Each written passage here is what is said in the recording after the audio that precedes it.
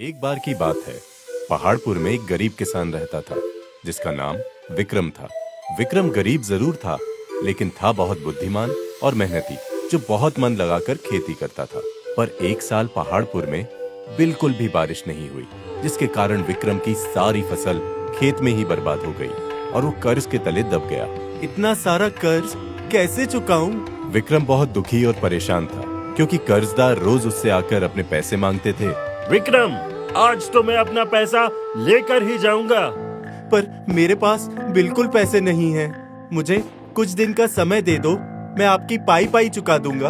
1 हफ्ते का समय देता हूँ। अगर तुमने मेरा कर्ज नहीं चुकाया तो तुम्हारा खेत मैं ले लूंगा। नहीं नहीं, ले दे के एक खेत ही तो बचा है मेरे पास। मैं किसी भी तरह 1 हफ्ते में आपका कर्ज चुका दूंगा। विक्रम ने सेठ को पैसे वापस करने का वादा तो कर दिया, पर उसके पास बिल्कुल भी पैसे नहीं थे। और देखते ही देखते 1 हफ्ता गुजर गया, लेकिन पैसों का इंतजाम नहीं हुआ। सेठ तो फिर से पैसे मांगने आ गया। अब क्या करूं? कहीं छुप जाता हूं। विक्रम, अरे कहाँ चले गए? लगता है पैसे देने के डर से भाग गया। पर कितने दिन भागेगा? मैं कल फिर आऊंगा। उस दिन तो विक्रम छुप के बच गया, लेकिन सेठ की अगले दिन फिर आने की बात सुन वो घबरा गया। आज तो बच गया, पर कल कैसे बचूंगा? एक काम करता हूँ, शहर जाकर कुछ काम करके थोड़े दिनों में वापस आकर इसके सारे पैसे चुका दूंगा। तुरंत जंगल के रास्ते शहर के लिए रवाना हो गया। चलते चलते रात हो गई, तभी अचानक से उसे तरह तरह की डरावनी आवाजें सुनाई देने लगी। ये आवाजें कैसी हैं? इससे पहले कि विक्रम कुछ सोच पाए, वहीं झाड़ियों के पीछे से एक खतरनाक शेर उसके सामने आ गया। विक्रम डर के मारे कांप रहा था। शेर से जान बचाने के लिए विक्रम जंगल की ओर भागा और शेर उसके पीछे। विक्रम भागता हुआ शेर से बचने की जगह खोज रहा था। तभी उसकी नजर जंगल के बीचों बीच एक पुराने बंगले पे पड़ी, जो देखने में ही डरावना लग रहा था। इस जंगल के बीच ये बंगला किसका है? कहीं कोई भूतिया बंगला तो नहीं? इसके अंदर जाऊं कि नहीं? पर इससे पहले कि विक्रम कुछ सोच पाए, शेर बिल्कुल उसके पास आ गया और जोर जोर से दहाड़ने लगा। अब क्या करूं? आगे भूत, पीछे शेर, कहां जाऊं? बंगले में ही जाना उचित होगा। क्या पता इसमें कोई भूत ना हो और ये सिर्फ मेरा वहम हो। विक्रम शेर से अपनी जान बचाने के लिए बंगले के अंदर चला गया। अंदर पहुंचते ही उसके आश्चर्य का ठिकाना नहीं था, क्योंकि बाहर से बंगला जितना डरावना लग रहा था, अंदर से वो उतना ही खूबसूरत था, बस थोड़ा पुराना था।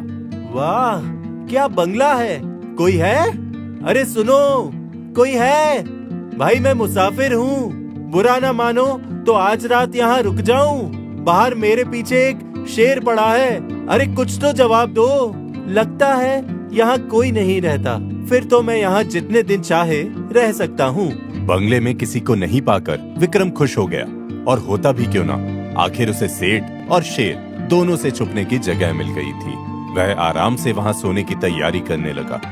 विक्रम बेफिक्र होकर आराम से गहरी नींद में सो गया। तभी अचानक वहां अजीब अजीब सी डरावनी आवाजें आने लगती हैं और आसपास एक धुआं उठता है और धुएं से एक भूत बाहर आता है। पर विक्रम इन सब से बेखबर आराम से सोता रहता है। भूत उसे गौर से देखता है। बड़े दिनों के बाद आज कोई इंसान महल में आया है। आज इसे खाकर मैं अपना पेट भरूंगा। उठ जाओ इंसान, बहुत हो गया आराम, अब मैं करूंगा तुम्हारा काम तमाम।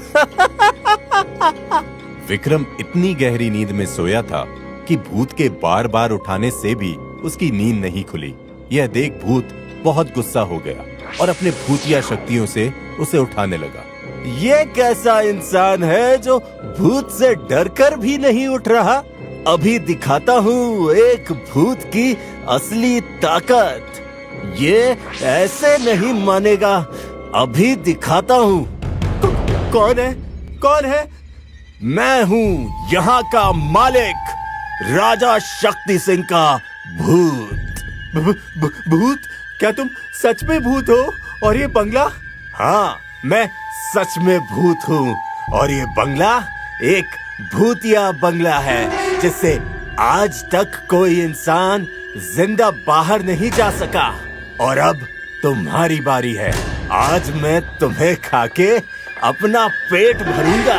क्या मुझे खाओगे? अब तैयार हो जाओ मेरा भोजन बनने के लिए। लगता है ये भूत मुझे खाकर ही मानेगा, पर बचने के अंतिम उपाय करके देखने में क्या हर्ज है।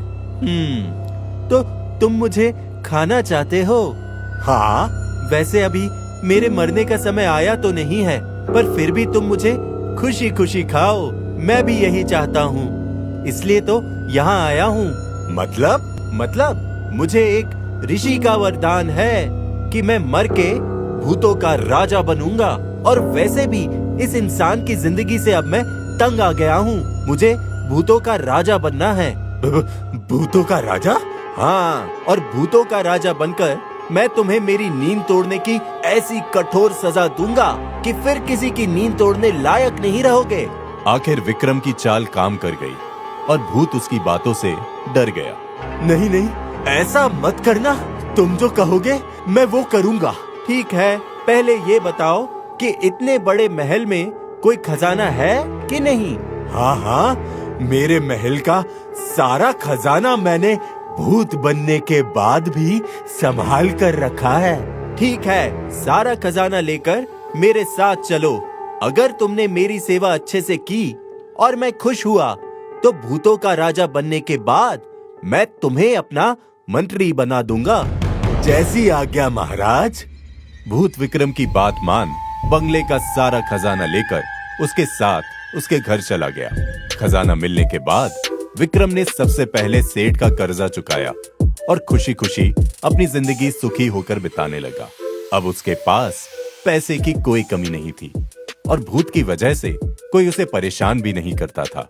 इस तरह विक्रम ने अपनी बुद्धि का इस्तेमाल करके भूत से भी बच गया और अपनी सारी समस्याएं भी हल कर ली, क्योंकि अब वो गरीब नहीं, अमीर हो चुका था।